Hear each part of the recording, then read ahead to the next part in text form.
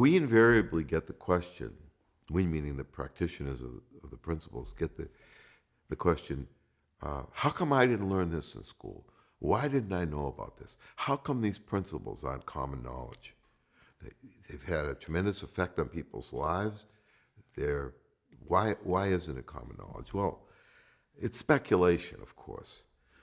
But I think that the principles provide such a simple, straightforward explanation of our of what it is to be a human being, of our mental lives, that it's it's hard for people to grasp it. It's so simple. It's hard for people to believe in it. It's hard for people to accept it. And I think that it's so contrary to the rest of the world's thinking. In other words, everything else in the world has to do with complicated methods and situations, and everybody's different, and and that's the way kind of the knowledge base of the world is, since specialization and all that.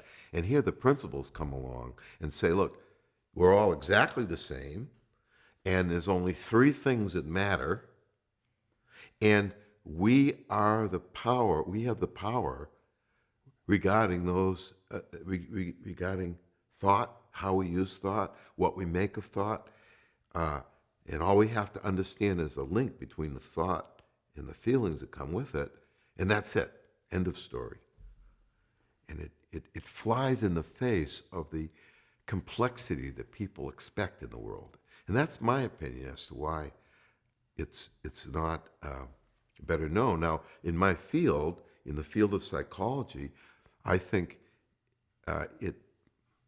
it's upsetting. It implies that therapy doesn't have to last a long time, that people can, manage their own mental health. There's a lot of implications from it that run contrary to the way the field of mental health, the field of psychology views things.